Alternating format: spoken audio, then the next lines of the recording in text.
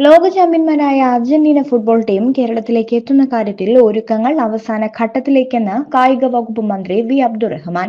ഇതിനായി അർജന്റീനൻ football team മാനേജ്മെന്റുമായി സർക്കാർ ചർച്ച നടത്തിയിട്ടുണ്ടെന്നും അദ്ദേഹം പറഞ്ഞു. പെരുന്നാൾ ദിനത്തിൽ ഒരു സ്വകാര്യ ചാനലിന് അനുവദിച്ച അഭിമുഖത്തിലായിരുന്നു അദ്ദേഹം മനസ്സു തുറന്നത്.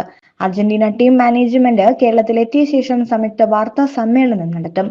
ഇതാണ് കരാർ വ്യവസ്ഥ. അതിനുവേണ്ടിയാണ് ഇപ്പോൾ കാത്തുനിൽക്കുന്നത്.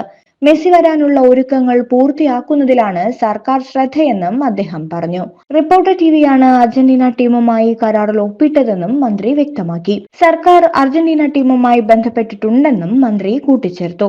സ്റ്റേഡിയം അടക്കം അടിസ്ഥാന സൗകര്യങ്ങൾ ഒരുക്കുകയാണ് സർക്കാർ. അതിന് ബുദ്ധിമുട്ടില്ല എന്നും അദ്ദേഹം പറഞ്ഞു.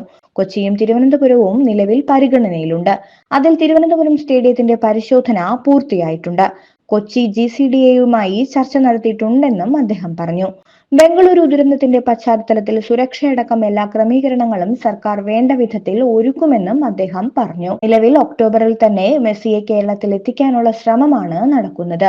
ലോക ചാമ്പ്യന്മാരായ അർജന്റീനൻ ഫുട്ബോൾ ടീം കേരളത്തിലേക്ക് എത്തുന്നുവെന്ന് ഇന്നലെ മന്ത്രി ഔദ്യോഗികമായി ഫേസ്ബുക്കിലൂടെ അറിയിച്ചിരുന്നു. മെസ്സിയെയും ടീമിനെയും കേരളത്തിൽ എത്തിക്കാൻ പരിശ്രമിച്ച റിപ്പോർട്ടർ ടിവിക്കും അദ്ദേഹം നന്ദി പറഞ്ഞിരുന്നു. അർജന്റീന ടീം കേരളത്തിലേക്ക് വരില്ല എന്ന തരത്തിൽ നേരത്തെ പ്രചരണമുണ്ടായിരുന്നു. നിലവിലെ സാഹചര്യത്തിൽ മെസ്സി കേരളത്തിൽ വരുമെന്നാണ് പ്രതീക്ഷിക്കുന്നതെന്നും തടസ്സങ്ങൾ ഇല്ല എന്നും നടപടികൾ പുരോഗമിക്കുന്നതായും റിപ്പോർട്ടർ മാനേജ്മെന്റും പ്രതികരിച്ചിരുന്നു.